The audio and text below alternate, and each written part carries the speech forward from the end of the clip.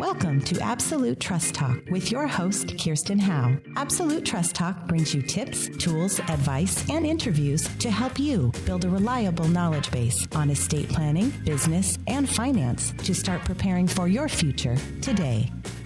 Hello and welcome to Absolute Trust Talk. I am Kirsten Howe, and today I'm going to get a little bit meta. I'm going to talk about the podcast on the podcast because we have reached a significant milestone. We recorded our 200th episode. So I'm just going to talk a little bit about this project that we've been working on for all these years.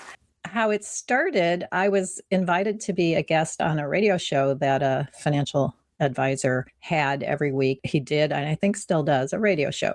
And I was a guest. That was the first time I had ever been on the radio. And he did a great job. He was a great host. I had a lot of fun.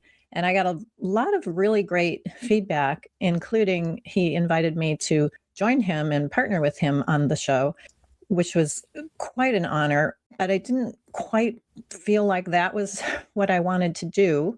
But I knew that I really wanted to do something like that. And honestly, for many years, my dream job had always been to be somebody like Ray Suarez on Talk of the Nation back in the day, or Michael Krasny on Forum, to have a radio show where I was the boss and I was interviewing people that I found interesting. So that was in the back of my mind. And just one day after that show, I was driving down the road and I thought, I could do a podcast. It doesn't have to be a radio show. It doesn't have to be that fancy. It doesn't have to be that big a production, although podcasts are a much bigger production than you might think. And so that was how the idea came about. My vision was always about educating people. I knew and still do know and still work with many very smart, very capable professionals in related industries, financial planners, accountants, insurance people, all kinds of people, and other kinds of lawyers. And I know a lot of things. I've learned a lot of things from my colleagues along the way because I have lunch with them. I sit with them at dinner meetings. I have the opportunity to talk to these people and learn from them. And I always thought that it would be really great if there was a way that I could share what they know with my own clients, because these are things that everybody should know and would benefit from knowing. And so that was always the premise, is that we'd have guests on who could share what they do and what they know with me, and everyone in the audience could learn from it. And so in the beginning, I didn't know any podcasters. The only podcasters I knew were like famous people, comedians, true crime podcasters. I didn't know personally anyone who's doing podcasting. And so I was a little sheepish about it, but I asked my good friends to come on the show because I figured, they would be nice and they wouldn't say no. And sure enough, we got a bunch of episodes right out of the gate from some really great professionals. And turns out over the years, I've never had anyone say no. So, don't get in your own way is maybe a lesson there. Over the years, we've changed the format a little bit. In the pandemic, we added video. We did it over, electronic video, Zoom-like format, because we couldn't have people coming into the office to record with our equipment. And so that was a little bit of a pivot, but it turns out it was a great pivot for us and for our audience. Some of those earlier videos are still, to this day, I'm talking 5-year-old videos, are still the most watched month over month for years and years. So the video format, it really speaks to people. And one of my favorite things about being on video now is that people watch you on video and they get a sense of maybe who you are and what you're like. And what I see is a lot of times they feel as though they know me because they've seen a bunch of my videos over the years. And people who I don't know who are coming in to meet with me for the first time will see me out in the hallway and say, "Oh, hi, Kirsten," which is always just so humbling and delightful.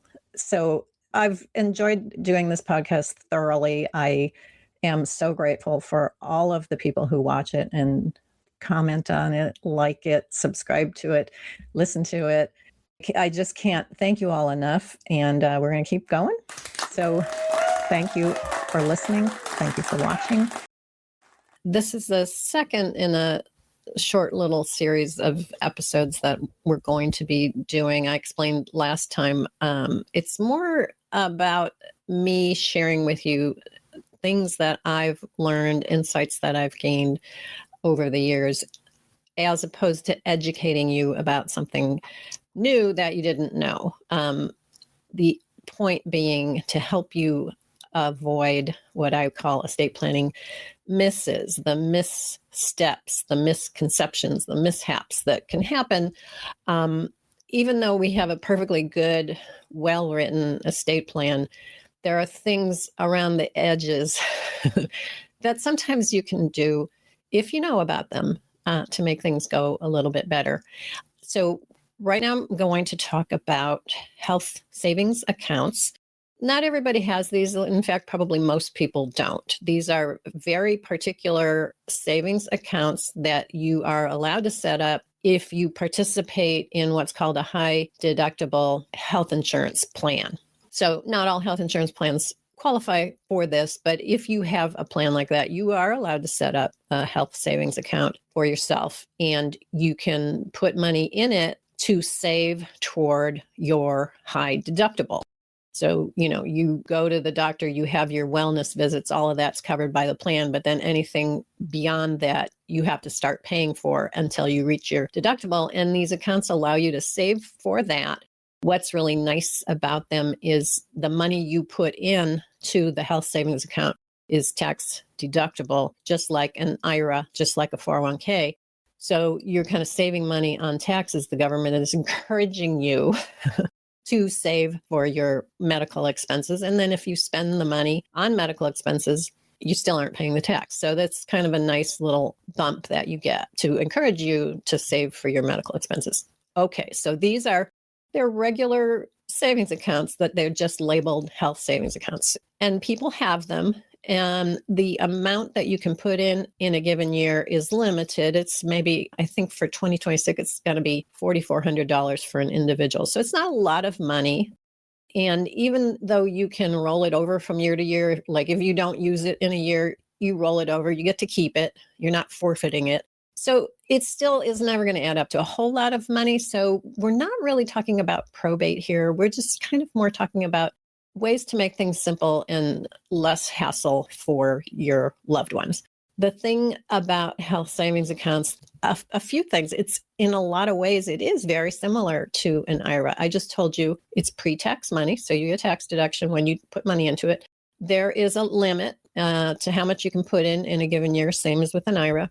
Also, when you die, if you have a surviving spouse and they inherit your health savings account, they can turn it into their own health savings account, not have any tax ramifications. But unlike an IRA, if you die and you leave your health savings account to someone other than your spouse, they immediately have to pay the tax on that money, the income tax that you never paid during your lifetime. But the important point, and I'm hoping that you picked it up from what I said and what I didn't say, is that you have to designate a death beneficiary on your health savings account. Now, it's not the end of the world if you don't, because like I said, it's generally a small amount of money. It's not going to trigger a probate unless there's already going to be a probate anyway, and then it's going to get pulled into the probate. But so much simpler to designate a death beneficiary. And if you're married, so much better to designate your spouse than to have it just go by default to your estate, and then we have to do a bunch of legal work to get it. So these are accounts that a lot of people don't think about as assets, but they are assets, and handling them correctly could really make, a difference in your successor, your executor, your trustee. It could make it a lot easier for them and clearer. So I encourage you to think about this. If you do have a health savings account, investigate whether you've named a death beneficiary. And if you haven't, you can always do that. I hope this was helpful. And I'm so glad that you were here to listen, and thank you very much for that. And I look forward to connecting with you next time. Thank you for joining us today for another episode of Absolute Trust Talk Live.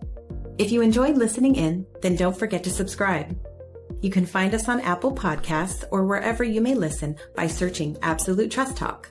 While you're there, we would also love for you to leave us a review. And then why not share your favorite episodes with family, friends, or colleagues too?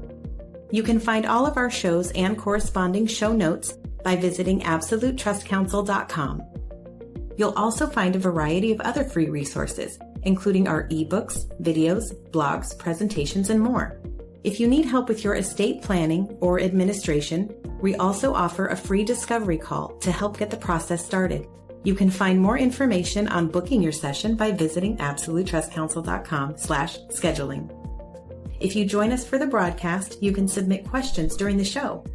But if not, don't worry. You can always get in touch with us by sending a quick message to info@absolutetrustcouncil.com. Thanks again for listening. We'll see you soon. This podcast is not meant to take the place of legal advice from an attorney and does not create an attorney-client relationship. If you do have a legal question or issue, please consult with an attorney.